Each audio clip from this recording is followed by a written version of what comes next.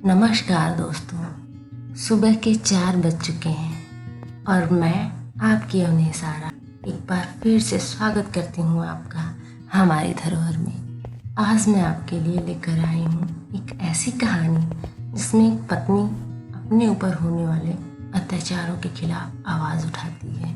चलिए सुनते हैं यशपाल जी की फेमस कहानी करवा का व्रत। कन्हैया लाल अपने दफ्तर के हमजोलियों और मित्रों से 2-3 बरस ही बड़ा था, परंतु उसका ब्याह उन लोगों के बाद हुआ। उसके बहुत अनुरोध करने पर भी साहब ने उसे ब्याह के लिए सप्ताह भर से अधिक छुट्टी न दी। लौटा तो उसके अंतरंग मित्रों ने भी उससे वही प्रश्न पूछे जो प्रायः ऐसे अवसर पर दूसरों से पूछे जाते हैं, और फिर वही परामर्श उसे दिए गए जो अनुभवी लोग नवविवाहितों को दिया करते हैं। हेमराज को कन्हैया समझदार मानता था। हेमराज ने समझाया, बहू को प्यार तो करना ही चाहिए, पर प्यार से उसे बिगाड़ देना या सिर चढ़ा लेना भी ठीक नहीं। औरत सरकश हो जाती है तो आदमी को उम्र भर जोरू का गुलाम ही बना रहना पड़ता है। उसकी ज़रूरतें पूरी करो पर रखो अपने काबू में। मारपीट बुरी बात है, पर यह भी नहीं कि औरत को मर्द का डर ही न रहे। डर उसे ज़रूर रहना चाहिए। मारे नहीं तो कम से कम गुर्रा तो ज़रूर दे। 3 बात उसकी मानो तो एक में ना भी कर दो। यह न समझ ले कि जो चाहे कर या करा सकती है। उसे तुम्हारी खुशी नाराज़गी की परवाह रहे। हमारे साहब जैसा हाल न हो जाए। मैं तो देखकर हैरान हो गया।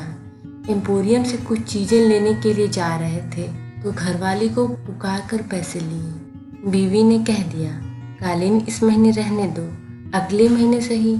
तो भीगी बिल्ली की तरह बोले, अच्छा। कन्हैया के विवाह के समय नक्षत्रों का योग ऐसा था कि ससुराल वाली लड़की की विदाई कराने के लिए किसी तरह तैयार नहीं हुए। अधिक छुट्टी नहीं थी, इसलिए गौने की बात फिर पर ही टल गई थी। एक तरह से अच्छा ही हुआ। हेमराज ने कन्हैया को लिखा पढ़ा दिया, पहले तुम ऐसा मत करना कि वह समझे कि तुम उसके बिना नहीं रह सकते या बहुत खुशामद करने लगो। अपनी मर्जी रखना।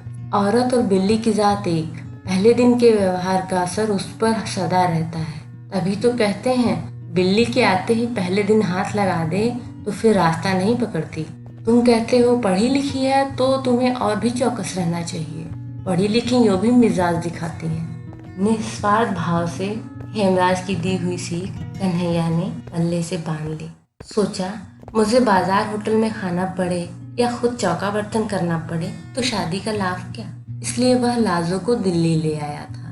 दिल्ली में सबसे बड़ी दिक्कत मकान की होती है। रेलवे में काम करने वाले कन्हैया के जिले के बाबू ने उसे अपने क्वार्टर का एक कमरा और रसोई की जगह सस्ते किराए पर दे दी थी। सो 1.25 साल से मजे में चल रहा था। लाजवंती अलीगढ़ में 8वीं जमात तक पढ़ी थी। बहुत सी चीज़ों के शौक थे, कई ऐसी चीज़ों के भी जिन्हें दूसरे घरों की लड़कियों को या नई ब्याही बहुओं को करते देख मन मारकर रह जाना पड़ता था। उसके पिता और बड़े भाई पुराने ख्याल के थे। सोचती थी ब्याह के बाद सही उन चीज़ों के लिए कन्हैया से कहती।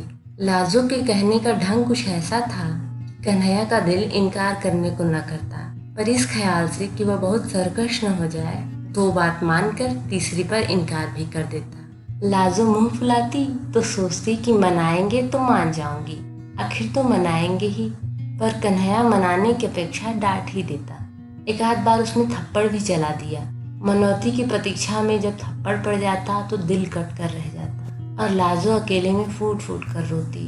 फिर उसने सोच लिया, चलो किस्मत में यही है तो क्या हो सकता है। वह हार मानकर खुद ही बोल पड़ती। कन्हैया का हाथ पहली 2 बार तो क्रोध की बेबसी में ही चला था। जब चल गया तो उसे अपने अधिकार और शक्ति का अनुभव होने लगा। अपनी शक्ति अनुभव करने के नशे से बड़ा दूसरा नशा कौन होगा।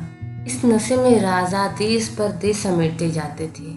जमींदार गांव पर गांव और सेठ मिल और बैंक खरीदते चले जाते हैं। इस नशे की कोई सीमा नहीं। यह चस्का पड़ा तो कन्हैया के हाथ उतना क्रोध आने की प्रतीक्षा किए बिना भी चल जाता। मार से लाजो को शारीरिक पीड़ा तो होती ही थी, पर उससे अधिक होती थी अपमान की पीड़ा। ऐसा होने पर वह कई दिनों के लिए उदास हो जाती, घर का सब काम करती, बुलाने पर उत्तर भी दे देती, इच्छा न होने पर भी कन्हैया की इच्छा का विरोध न करती, पर मन ही मन सोचती रहती, इससे तो अच्छा है मैं मर जाऊं। और फिर समय पीड़ा को कम कर देता था। जीवन था तो हंसने और खुश होने की इच्छा भी फूट ही पड़ती और लाजो हंसने लगती। सोच यह लिया था, मेरा पति है, जैसा भी है मेरे लिए तो यही सब कुछ है, जैसे यह चाहता है वैसे ही मैं चलूं। लाजो के सब तरह अधीन हो जाने पर भी कन्हैया की तेजी बढ़ती ही जा रही थी। वह जितनी अधिक बेपरवाही और स्वच्छंदता लाजो के प्रति दिखा सकता, अपने मन में उसे उतना ही अधिक अपनी समझने और प्यार का संतोष पाता। कुआर के अंत में पड़ोस की स्त्रियां करवा चौथ के व्रत की बात करने लगी। एक दूसरे को बता रही थीं कि उनके मायके से करवे में क्या आया। पहले बरस लाजो का भाई आकर करवा दे गया था। इस बरस भी वह प्रतीक्षा में थी। जिनके मायके शहर से दूर थे, उनके यहाँ मायके से रुपए आ गए थे। कन्हैया अपनी चिट्ठी पत्री दफ्तर के पते से ही मंगाता था। दफ्तर से आकर उसने बताया, तुम्हारे भाई ने करवे के 2 रुपए भेजे हैं। करवे के रुपए आ जाने से ही लाजो को संतोष हो गया। सोचा, भैया इतनी दूर कैसे आते। कन्हैया दफ्तर जा रहा था तो उसने अभिमान से गर्दन कंधे पर टेढ़ी कर और लाड़ के स्वर में याद दिलाया, हमारे लिए सरगी में क्या क्या लाओगे। और लाजो ने ऐसे अवसर पर लाई जाने वाली चीजें याद दिला दी। लाजो पड़ोस में कह आई, उसने भी सरगी का सामान मंगाया है। करवा चौथ का व्रत भला कौन हिंदू स्त्री नहीं करती। जन्म जन्म यही पति मिले, इसलिए दूसरे व्रतों की परवाह न करने वाली पढ़ी लिखी स्त्रियां भी इस व्रत की उपेक्षा नहीं कर सकती। अवसर की बात, उस दिन कन्हैया लंच की छुट्टी में साथियों के साथ कुछ ऐसे काबू में आ गया कि 3.25 रुपए खर्च हो गए। वह लाजो को बताया सरगी का सामान घर नहीं ला सका। कन्हैया खाली हाथ घर लौटा तो लाजो का मन बुझ गया। उसने गम खाना सीखकर रूठना छोड़ दिया था, परंतु उस सांझ उसका मुंह लटक ही गया। आंसू पोंछ लिए और बिना बोले चौक के बर्तन के काम में लग गई। रात के भोजन के समय कन्हैया ने देखा कि लाजो मुंह सुजाए है, बोल नहीं रही है, तो अपनी भूल कबूल कर उसे मनाने या और कोई प्रबंध करने का आश्वासन देने के बजाय उसने उसे डांट दिया। लाजो का मन और भी बिंद गया। कुछ ऐसा ख्याल आने लगा, इन्हीं के लिए तो व्रत कर रही हूँ और यही ऐसी रुखाई दिखा रहे हैं। मैं व्रत कर रही हूँ कि अगले जन्म में भी इनसे ही ब्याह हो, और मैं सुहा ही नहीं रही हूँ। अपनी उपेक्षा निरादर से भी रोना आ गया।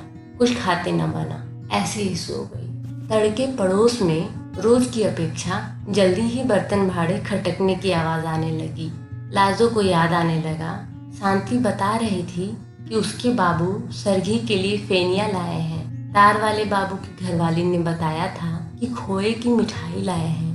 लाजो ने सोचा, उन मर्दों को ख्याल है ना कि हमारी बहू हमारे लिए व्रत कर रही है, इन्हें जरा भी ख्याल नहीं। लाजो का मन इतना खिन्न हो गया कि सरगी में उसने कुछ भी न खाया। न खाने पर भी पति के नाम का व्रत कैसे न रखती। सुबह सुबह पड़ोस की स्त्रियों के साथ उसने भी करवे का व्रत करने वाली रानी और करवे का व्रत करने वाली राजा की प्रेयसी दासी की कथा सुनने और व्रत के दूसरे उपचार निभाए। खाना बनाकर कन्हैया लाल को दफ्तर जाने के समय खिला दिया। कन्हैया ने दफ्तर जाते समय देखा कि लाजो मुंह सुजाए है। उसने फिर डांटा, मालूम होता है 2-4 खाए बिना तुम सीधी नहीं होगी। लाजो को और भी रुलाई आ गई। कन्हैया दफ्तर चला गया तो वह अकेली बैठकर कुछ देर रोती रही। क्या जुल्म है, इन्हीं के लिए व्रत कर रही हूँ और इन्हें गुस्सा ही आ रहा है। जन्म जन्म यही मिले, इसीलिए मैं भूखी मर रही हूँ। बड़ा सुख मिल रहा है ना, अगले जन्म में और बड़ा सुख देंगे। ये ही जन्म निभाना मुश्किल हो रहा है। इस जन्म में तो इस मुसीबत से मर जाना अच्छा लगता है, दूसरे जन्म के लिए वही मुसीबत पक्की कर रही हूँ। लाजो पिछली रात भूखी थी, बल्कि पिछली दोपहर के पहले का ही खाया हुआ था। भूख के मारे कुड़मुड़ा रही थी और उस पर पति का निर्दयी व्यवहार। जन्म जन्म कितने जन्म तक उसे ऐसा ही व्यवहार सहना पड़ेगा, सोचकर लाजो का मन डूबने लगा। सिर में दर्द होने लगा तो वह धोती के आंचल सिर बांधकर खाट पर लेटने लगी तो झिझक गई। करवे के दिन बांध पर नहीं लेटाया बैठा जाता, वह दीवार के साथ फर्श पर ही लेट रही। लाजो को पड़ोसिनों की पुकार सुनाई दी। वे उसे बुलाने आई थीं। करवा चौथ का व्रत होने के कारण सभी स्त्रियां उपवास करके भी प्रसन्न थीं। आज करवे के कारण नित्य की तरह दोपहर के समय सीने पिरोने, काढ़ने बुनने का काम किया नहीं जा सकता था। करवे के दिन सुई, सलाई और चरखा छुआ नहीं जाता। काज से छुट्टी थी और विनोद के लिए ताश या जुए की बैठक जमाने का उपक्रम हो रहा था। वे लाजो को भी उसी के लिए बुलाने आई थी।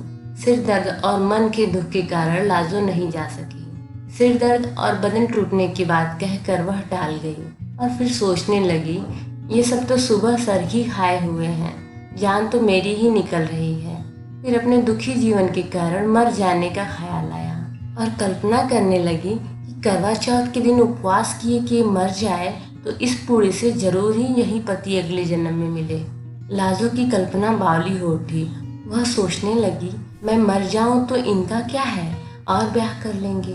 जो आएगी वह भी करवा चौथ का व्रत करेगी। अगले जन्म में दोनों का इन्हीं से ब्याह होगा, हम सौते बनेंगी। सौत का ख्याल उसे और भी बुरा लगा। फिर अपने आप समाधान हो गया, नहीं, पहले मुझसे ब्याह होगा, मैं मर जाऊंगी तो दूसरी से होगा। अपने उपवास की इतने भयंकर परिणाम की चिंता से मन अधीर हो उठा। भूख अलग व्याकुल किए थी। उसने सोचा, क्यों मैं अपना अगला जन्म भी बर्बाद करूं। भूख के कारण शरीर निढाल होने पर भी खाने को मन नहीं हो रहा था, परंतु उपवास के परिणाम की कल्पना से मन क्रोध से जल उठा। वह उठ खड़ी हुई। कन्हैया लाल के लिए उसने सुबह जो खाना बनाया था उसमें से बची 2 रोटियां कटोरदान में पड़ी थीं। लाजो उठी और उपवास के फल से बचने के लिए उसने मन को वश में कर एक रोटी रूखी ही खा ली और 1 गिलास पानी पीकर फिर लेट गई। मन बहुत खिन्न था। कभी सोचती, ठीक ही तो किया, अपना अगला जन्म क्यों बर्बाद करूं। ऐसे पड़े पड़े झपकी आ गई। कमरे के किवाड़ पर धम धम सुनकर लाजो ने देखा, रोशनदान से प्रकाश की जगह अंधकार भीतर आ रहा था। समझ गई कि दफ्तर से लौटे हैं। उसने किवाड़ खोले और चुपचाप एक ओर हट गई। कन्हैया लाल ने क्रोध से उसकी तरफ देखा। अभी तक पारा नहीं उतरा, मालूम होता है झाड़े बिना नहीं उतरेगा। लाजो के दुखे हुए दिल पर और चोट पड़ी और पीड़ा क्रोध में बदल गई। कुछ उत्तर न दे वह घूमकर फिर दीवार के सहारे फर्श पर बैठ गई। कन्हैया लाल का गुस्सा भी उबल पड़ा। यह अकड़ है, आज तुझे ठीक कर ही दूं, उसने कहा और लाजो को बांह से पकड़ खींचकर गिराते हुए 2 थप्पड़ पूरे हाथ के जोर से ताबड़तोड़ जड़ दिए और हाँफते हुए लात उठाकर कहा, और मिजाज दिखा, खड़ी हो सीधी। लाजो का क्रोध भी सीमा पार कर चुका था। खींची जाने पर भी फर्श से उठी नहीं और मार खाने के लिए तैयार हो उसने चिल्लाकर कहा, मार ले, जान से मार डाल, पीछा छूटे, आज ही तो मारेगा। मैंने कौन सा व्रत रखा है तेरे लिए जो जन्म जन्म मार खाऊंगी, मार डाल। कन्हैया लाल का लात मारने के लिए उठा पांव अधर में ही रुक गया। लाजो का हाथ उसके हाथ से छूट गया। वह स्तब्ध रह गया। मुंह में आई गाली भी मुंह में ही रह गई। ऐसे जान पड़ा कि अंधेरे में कुत्ते के धोखे जिस जानवर को मार बैठा था उसकी गुर्राहट से जाना कि वह शेर था। यह लाजो को डांट और मार सकने का अधिकार एक भ्रम ही था। कुछ क्षण वह हाफता हुआ खड़ा सोचता रहा और फिर खाट पर बैठकर चिंता में डूब गया। लाजो फर्श पर पड़ी रो रही थी। उस ओर देखने का साहस कन्हैयालाल को न हुआ। वह उठा और बाहर चला गया। लाजो फर्श पर पड़ी फूट फूट कर रोती रही। जब घंटे भर रो चुकी तो उठी। चूल्हा जलाकर कम से कम कन्हैया के लिए खाना तो बनाना ही था। बड़े बेमन से उसने खाना बनाया। बना चुकी तब भी कन्हैयालाल लौटा नहीं था। लाजो ने खाना ढक दिया और कमरे की किवाड़ उड़काकर फिर फर्श पर लेट गई। यही सोच रही थी कि क्या मुसीबत है जिंदगी, यही झेलना था तो पैदा ही क्यों हुई थी। मैंने क्या किया था जो मारने लगे। किवाड़ों के खुलने का शब्द सुनाई दिया। वह उठने के लिए आंसुओं से भीगे चेहरे को आंचल से पोंछने लगी। कन्हैयालाल ने आते ही एक नजर उसकी ओर डाली। उसे पुकारे बिना ही वह दीवार के साथ बिछी चटाई पर चुपचाप बैठ गया। कन्हैयालाल का ऐसा चुप बैठ जाना नई बात थी, पर लाजो गुस्से में कुछ ना बोल रसोई में चली गई। आसन डाल, थाली कटोरी रख, खाना परोस दिया और लोटे में पानी लेकर हाथ धुलाने के लिए खड़ी थी। जब 5 मिनट हो गए और कन्हैयालाल नहीं आया तो उसे पुकारना ही पड़ा। खाना परस दिया है। कन्हैयालाल आया तो हाथ नल से धोकर झाड़ते हुए भीतर आया। अब तक हाथ धुलाने के लिए लाजो ही उठकर पानी देती थी। कन्हैयालाल 2 ही रोटी खाकर उठ गया। लाजो और देने लगी तो उसने कह दिया और नहीं चाहिए। कन्हैयालाल खाकर उठा तो रोज की तरह हाथ धुलाने के लिए न कहकर वह नल की ओर चला गया। लाजो मन मारकर स्वयं खाने बैठी तो देखा कि कद्दू की तरकारी बिल्कुल कड़वी हो रही थी। मन की अवस्था ठीक न होने से हल्दी नमक 2-2 बार पड़ गया था। बड़ी लज्जा अनुभव हुई। हाय, इन्होंने कुछ कहा भी नहीं, यह तो जरा कम ज्यादा हो जाने पर डांट देती थी। लाजो से दुख में खाया नहीं गया। यूं ही कुल्ला कर हाथ धोकर इधर आई कि बिस्तर ठीक कर दे, चौका फिर समेट लेगी। देखा तो कन्हैयालाल स्वयं ही बिस्तर झाड़कर बिछा रहा था। लाजो जिस दिन से इस घर में आई थी ऐसा कभी नहीं हुआ था। लाजो ने शर्मा कर कहा, मैं आ गई, रहने दो, किए देती हूँ, और पति के हाथ से चादर पकड़ ली। लाजो बिस्तर ठीक करने लगी तो कन्हैयालाल दूसरी ओर से मदद करता रहा। फिर लाजो को संबोधित किया, तुमने कुछ खाया नहीं, कद्दू में नमक ज्यादा हो गया है, सुबह और पिछली रात भी तुमने कुछ नहीं खाया था, ठहरो मैं तुम्हारे लिए दूध ले आता हूँ। लाजो के प्रति इतनी चिंता कन्हैयालाल ने कभी नहीं दिखाई थी, जरूरत भी नहीं समझी थी। लाजो को उसने चीज समझा था। आज वह ऐसे बात कर रहा था जैसे लाजो भी इंसान हो, उसका भी ख्याल किया जाना चाहिए। लाजो को शर्म तो आ ही रही थी पर अच्छा भी लग रहा था। उसी रात से कन्हैयालाल के व्यवहार में एक नरमी सी आ गई।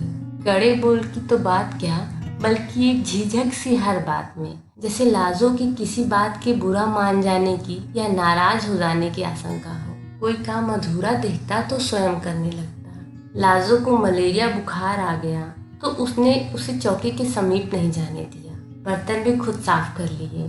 कई दिन तो लाजो को बड़ी उलझन और शर्म महसूस हुई, पर फिर पति पर और अधिक प्यार आने लगा। जहाँ तक बन पड़ता घर का काम उसे नहीं करने देती। यह काम करते मर्द अच्छे नहीं लगते। उन लोगों का जीवन अब कुछ दूसरी ही तरह का हो गया। लाजो खाने के लिए पुकारती तो कन्हैया जिद करता, तुम सब बना लो, फिर एक साथ बैठकर खाएंगे।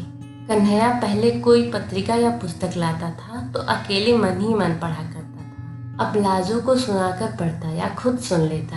यह भी पूछ लेता, तुम्हें नींद तो नहीं आ रही? साल बीतते मालूम न हुआ। फिर करवा चौथ का व्रत आ गया।